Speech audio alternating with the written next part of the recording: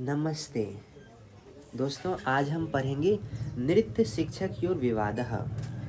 नृत्य शिक्षकयोर विवादः। आप अगर देखेंगे शब्द रूप, अगर हम राम का ही शब्द रूप देखें तो द्विवचन में क्या हो जाता है आपको पता है ना। रामौ रामौ, रामाभ्याम रामाभ्याम रामाभ्याम। उसके बाद आप देखेंगे षष्ठी में होता है रामयोः, फिर होता है रामयोः।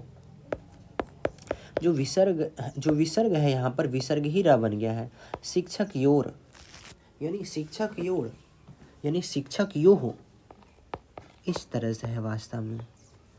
शिक्षक यो हो ऐसा है, तो इसका अर्थ क्या हो सकता है। अगर षष्ठी में देखें, षष्ठी में अर्थ देखें तो शिक्षकों का के की, दो शिक्षकों का के की, दो शिक्षकों में पर, ऐसा। सप्तमी में लेंगे तो दो शिक्षकों में पर, और षष्ठी अर्थ लेंगे तो दो शिक्षकों का के की। तो देखिए, दो शिक्षकों में विवाद, दो शिक्षकों में विवादः, विवादः यानी विवाद, दो शिक्षकों में विवाद। और ये शिक्षक किस चीज़ के हैं। नृत्य शिक्षक हैं। शिक्षक की विशेषता क्या है। नृत्य शिक्षक योर विवादः। नृत्य के शिक्षकों के बीच विवाद, लड़ाई झगड़ा। क्या विवाद कर सकते। शिक्षक आपस में विवाद क्यों करेंगे, आप बताइए। शिक्षक आपस में विवाद क्यों करेंगे, इसका क्या कारण हो सकता है। तो इसका वजह था कि जो शिक्षक थे वह ये सोच रहे थे कि दोनों शिक्षक यानी दो शिक्षक आपस में लड़ाई कर रहे हैं। एक शिक्षक बोल रहे हैं कि मैं अधिक विद्वान हूँ, दूसरे शिक्षक बोल रहे हैं कि मैं अधिक विद्वान हूँ। इस बात को लेकर विवाद हुआ है। लेकिन जरा सोचिए, क्या शिक्षक इस बात को लेकर विवाद करेंगे। अगर जो भी शिक्षक होंगे, शिक्षक यानी शिक्षा देने वाले, सिखाने वाले, जो सिखाते हैं उसके अंदर वो पहले ही सीखे होते हैं, तो आपस में लड़ाई झगड़ा कर ही नहीं सकते इस बात को लेकर कि कौन विद्वान है। मुझे तो नहीं लगता। और ऐसा है भी, इस नाटक में यह भी देखिएगा कि शिक्षक आपस में स्वयं से नहीं लड़ते हैं इस बात को लेकर कि मैं विद्वान हूँ, बल्कि उन्हें लड़ाया जाता एक योजना के तहत। उस योजना को हम समझेंगे कि ऐसी कौन सी बात हो गई जिसके कारण शिक्षक आपस में विवाद कर रहे हैं, लड़ाई कर रहे हैं। आइए अब पहले ये समझ लेते हैं कि नृत्य शिक्षक योर विवादः जो पाठ है वह पाठ कहाँ से है। यह जो पाठ है मालविका अग्निमित्र नामक ऐतिहासिक नाटक से लिया गया है। कैसा नाटक है। ऐतिहासिक नाटक। अब ऐतिहासिक नाटक क्यों बोला जाता है, तो आप समझेंगे कि यहाँ पर विदिशा नगरी है। विदिशा का राजा था अग्निमित्र, और एक राजा था विदर्भ का राजा था माधव सेन, और एक दूसरा राजा भी था विदर्भ का, एक और भी राजा था, उसका नाम था यज्ञसेन। वास्तव में आपको बता दें, यह जो लड़ाई है किन के बीच हुआ है, तो देखिए, हसीन मशूक सा, माँ का मतलब मौर्य वंश, उसके बाद आता है सु यानी कि शुंग वंश, फिर कर्ण वंश, सातवाहन वंश। अब देखिए ये नंद वंश। अब देखिए यहाँ ध्यान रखिएगा, नंद वंश के खत्म होते मौर्य वंश आते हैं, मौर्य वंश के बाद शुंग वंश आते हैं। तो मौर्य वंश और शुंग वंश के बीच होने वाले युद्ध के बारे में इसमें बताया गया है, यानी कि यह हमारे इतिहास से संबंधित है, इसलिए हम इसे बोलेंगे ऐतिहासिक नाटक। इतिहास से संबंधित होने के कारण इन्हें हम क्या बोलेंगे, ऐतिहासिक नाटक। जब इतिहास में हम इक पढ़ते लगाएंगे तो जो ई है वो ए बन जाए, आई बन जाएगा, वृद्धि हो जाएगा और हो जाएगा ऐतिहासिक नाटक, यानी कि इतिहास से संबंधित यह नाटक है। यह ध्यान रखिएगा आप, इतिहास से संबंधित नाटक है। आइए, नाटक का नाम है मालविका अग्निमित्र के प्रथम अंक से लिया गया है यहाँ पर नृत्य शिक्षक योर विवादः। ठीक है, इस पाठ को। अच्छा, मालविका अग्निमित्र को लिखे कौन है, तो कालिदास जी लिखे हैं। कौन लिखे हैं, कालिदास जी। कालिदास की 7 रचना है। इन 7 रचनाओं में से जो मालविका अग्निमित्र है उन्हें माना जाता है प्रथम रचना। मालविका अग्निमित्र को प्रथम रचना के रूप में माना जाता है। ठीक है, आइए हम समझते हैं कि मालविका अग्निमित्र में ऐसा क्या होता है, उसके प्रथम अंक में ऐसा क्या हुआ। आइए समझते हैं। पहले तो आपको ये बता दें कि जो विदिशा है वो मध्य प्रदेश में जगह है, मध्य प्रदेश में स्थित एक जगह है, उनका नाम है विदिशा।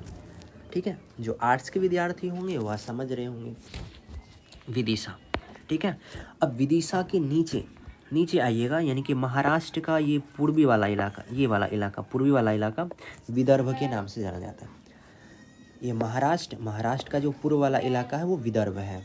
यानी महाराष्ट्र और कौन, मध्य प्रदेश के बीच होने वाले युद्ध आप समझ सकते हैं, मौर्य वंश और शुंग वंश के बीच होने वाले युद्ध को आप समझ सकते हैं। ठीक है,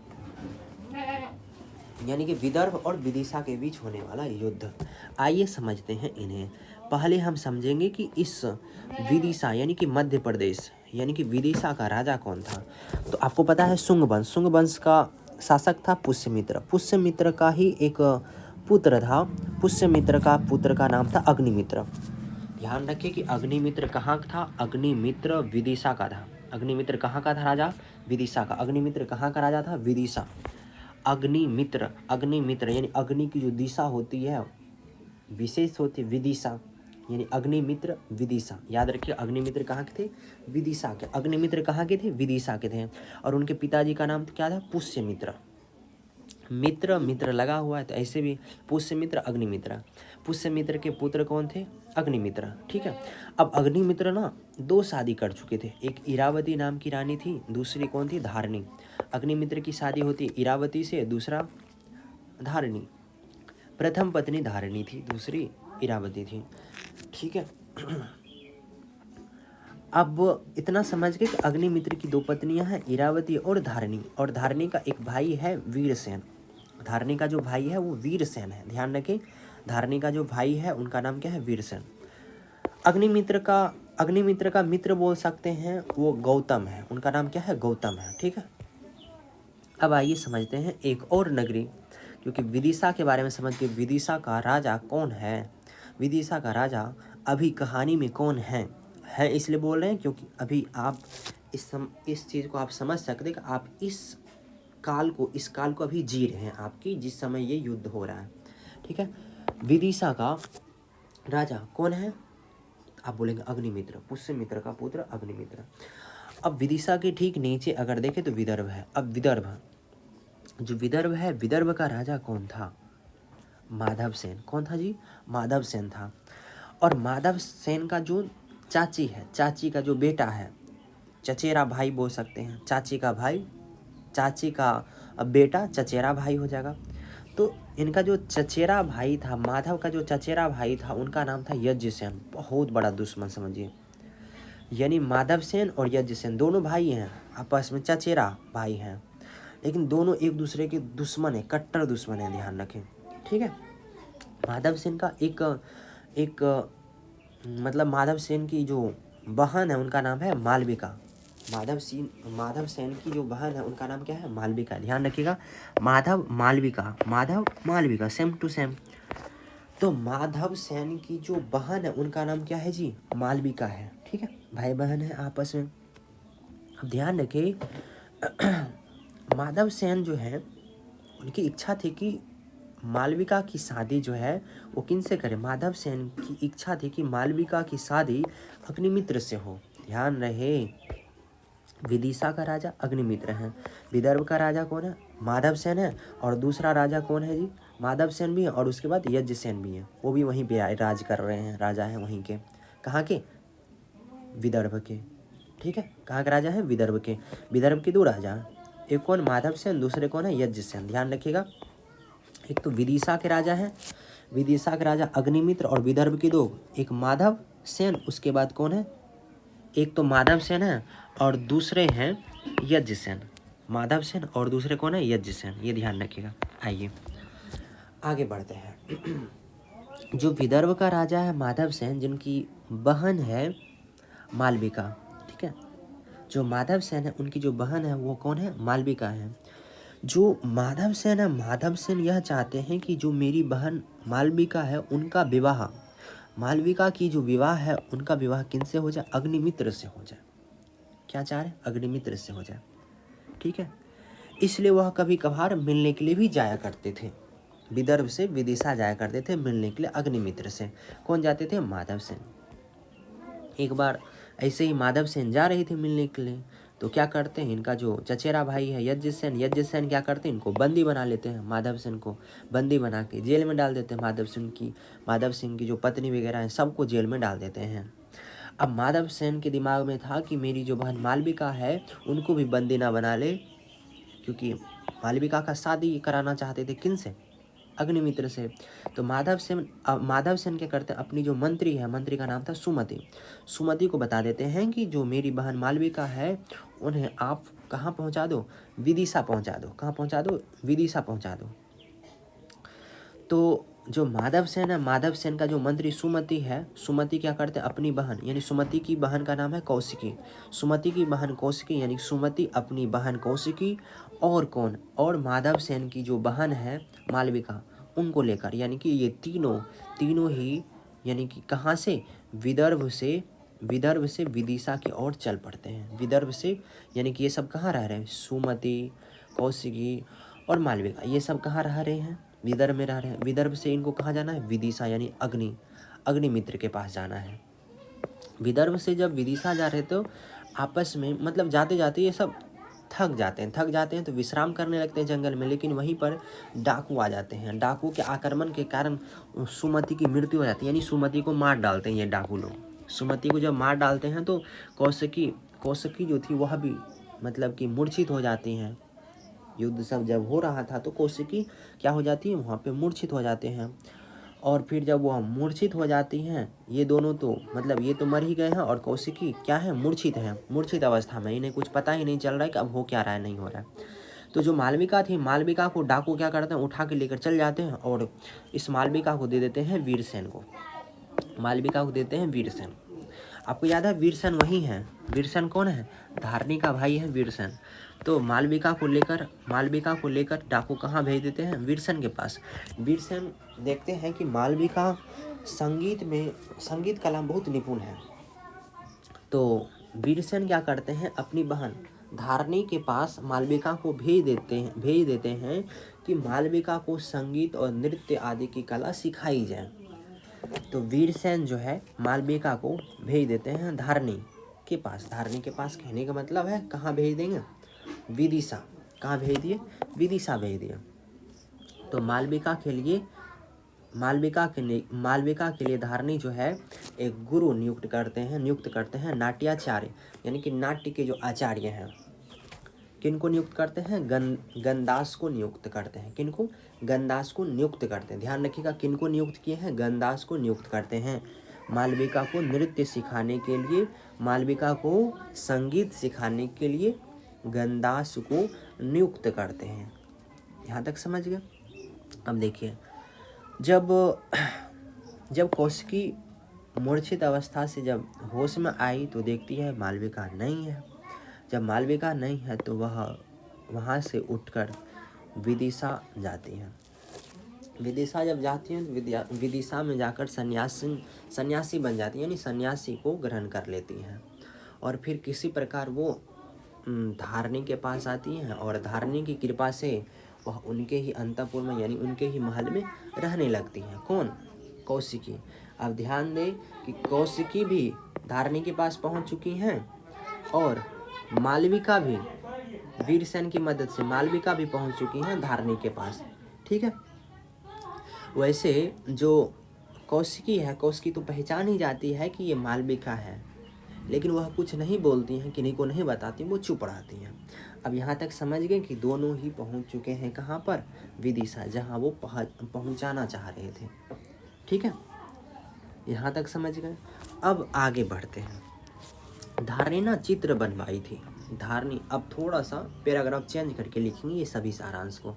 पैराग्राफ चेंज करके आप ये लिखिएगा कि जो धारनी थी वह चित्र बनवाई थी, अपनी चित्र बनवाई थी और उनके जो परिवारजन थे उनका भी चित्र बनवाए थे। तो परिवार के जन में मालविका भी इनके पास रहे, क्योंकि उनका भाई भेजे थे मालविका को। तो मालविका का भी चित्र बना हुआ था, धारनी का भी चित्र बना हुआ था। तो चित्र देख रही थी धारनी, तो उसमें राजा भी आ जाते हैं उसी समय। तो राजा देखते हैं मालविका को, इतनी यंग, मतलब इतनी खूबसूरत मालविका का चित्र जब देखते हैं तो राजा पूछते हैं ये कौन है, तो धारनी नहीं बताती। धारनी को डर लगता है कि कहीं राजा इनको जान ना ले, समझ, क्योंकि मालविका इतनी सुंदर इतनी खूबसूरत थी कि धारनी को डर लग रहा था कहीं राजा इनके बारे में जान गए तो राजा फिर से विवाह ना कर ले। इस डर से धारनी छुपाती हैं, कुछ नहीं बोलती हैं कि ये मालविका है, नहीं बताती। लेकिन वहीं एक छोटी सी बच्ची थी, बच्ची का नाम है वसुलक्ष्मी। वसुलक्ष्मी बता देती हैं कि राजा जी यह जो है कौन है, मालविका है, यह मालविका है।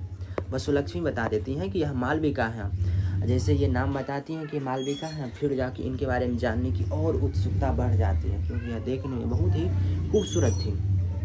इनको देखने की उत्सुकता जब बढ़ जाती है तो अग्निमित्र का जो मित्र था गौतम को बोलते हैं कुछ उपाय करो ताकि मैं देख सकूं मालविका को। तो गौतम बोलते हैं ठीक है। तो गौतम एक योजना बनाते हैं और योजना के तहत गंदास और हरदत्त के बीच में इस तरह का कुछ विवाद खड़ा कर देते हैं कि गंदास और हरदत्त में कौन विद्वान है। ठीक है, योजना के तहत गंदास और हरदत्त में कौन विद्वान है। तो जब गंदास और हरदत्त ये दोनों पहुंचते हैं अग्निमित्र के पास, गंदास बोलते हैं कि देखिए हरदत्त बोल रहे हैं कि मैं तो उनके धूली के बराबर भी नहीं हूँ। इस तरह का कुछ बात होता है कि मैं उनसे कमज़ोर हूँ, मैं उनसे कम विद्वान हूँ, वो ज़्यादा विद्वान है। इस तरह के विवाद को लेकर पहुँचते हैं अग्निमित्र के पास और अग्निमित्र बोलते हैं कि इसका पता तो तभी चलेगा जब आपके जो शिष्य होंगे वो ज़्यादा विद्वान होंगे। यानी कि गुरु विद्वान है कि नहीं इनका पता किससे चलेगा, उनके शिष्यों से ही पता चलेगा। तो यह आपको इस पाठ से सीखने को मिलेगा कि गुरु विद्वान है कि नहीं इनका पता किनसे चलता है, उनके शिष्यों से चलता है। अगर शिष्य विद्वान है, शिष्य हर एक प्रश्न का जवाब दे रहे हैं, तो इसका मतलब यह है कि उनके पढ़ाने वाले जो शिक्षक हैं वह भी विद्वान होंगे। ठीक है, तो अग्निमित्र बोलते हैं कि इनका पता तो तभी चलेगा जब आपके जो शिष्य हैं वह ज़्यादा विद्वान हो, तभी आप दोनों में फैसला हो पाएगा कि गंदास ज़्यादा विद्वान है या हरदत्त ज़्यादा विद्वान है। ठीक है, तो जो गंदास हैं उनकी जो शिष्या है वह कौन है, मालविका है, और हरदत्त के भी शिष्य हैं। अब देखिए दोनों के बीच युद्ध तो होगा, विवाद तो होगा, लेकिन विवाद अब इन दोनों के बीच नहीं बल्कि इन दोनों शिष्यों के बीच होने वाला है। यानी कि शिष्य, अब गंदास के शिष्य यानी कि मालविका संगीत गाएंगी, यानी कि गीत गाएंगी और नृत्य करेंगी, और फिर हरदत्त के करेंगे। तो इससे पता चलेगा कि कौन विद्वान है कौन विद्वान नहीं है। ठीक है, अब जब यह नृत्य होगा, जब गंदास नृत्य करवाएंगे तो मालविका जब आएंगे तो मालविका को देखेंगे कौन, अग्निमित्र देखेंगे। और जब अग्निमित्र तो यही चाह रहे थे ना कि मालविका को देखना, यानी कि मालविका अग्निमित्र को देखना चाह रहे थे।